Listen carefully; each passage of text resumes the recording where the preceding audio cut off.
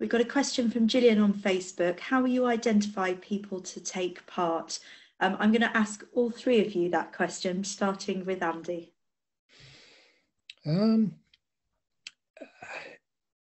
That's not, well, obviously we've got the specific inclusion criteria that people will need to match to progress further into the study.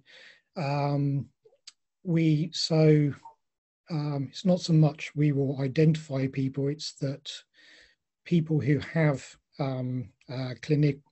clinician's diagnosis of ME or CFS or ME/CFS,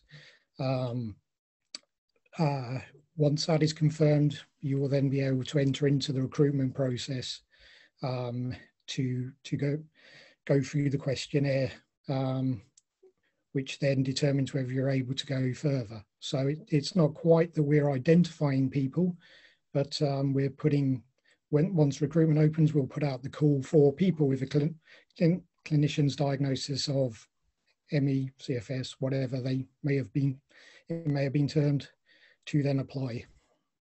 Fantastic. So that means that if you've got a diagnosis, you're over 16 and you're in the UK, you can take part. Yeah. And what we're encouraging people to then do, if they feel that they might meet the study criteria, is to go to the questionnaire and sign up that way. And what happens when somebody gets to that point, Eliana? Well, the first thing is that they have to comply with the study criteria. So this will be ascertained by the questionnaire. We at the QRME have been using these questionnaires and upgrading them for more than 10 years. So we have our own cohort of people with ME/CFS, including severely affected participants for our studies. And then once they comply with the criteria, we will send a sample collection for the collection of the saliva samples. And then the participant can take their own samples, put into the container. And we have also sending the patients all the instructions to collect these will be basically a similar way of people who does genetic studies on like these to have ancestry or something like that.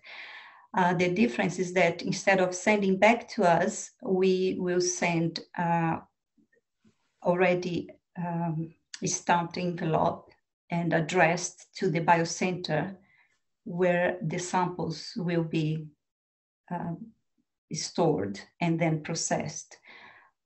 It's a very easy process. I think that it is cause minimum discomfort to the participants, and it's as simple as that.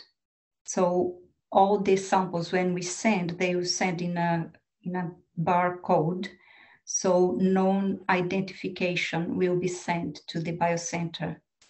So the London School will retain all the personal information from data and the code for samples. We'll be responsible for that. Great. And anything you want to add, Chris, from a testing the genetics perspective? Well, just from an overarching point of view, the question implies that the participants are sort of passive as participants.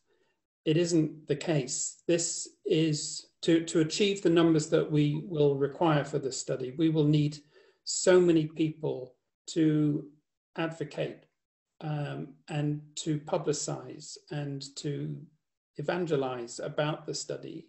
This is one of the reasons why we want to give out as much information as possible so people feel informed about it. And only then will we have the largest, huge numbers that are required. And in fact, the more that we have, the more we're able to pinpoint the genetic signals, but also we're able to tell the funders that what they've given us is just got to be just the beginning. of what they need to invest in the future. Right. So one of the things you're saying there, Chris, is that actually whether or not you qualify to take part, and we've got very strict research criteria, that doesn't mean that people haven't got ME, just means that they don't meet this specific criteria. But even if you can't take part, we need everybody to spread the word and help us recruit people, because not everybody that signs up will be eligible to participate in this study. And we hope that this is a starting point with much more research to follow. It is, they will be part of the larger cohort, but they may not contribute precisely to the genetics, but the value is there, even if the person is not contributing their DNA. Fantastic.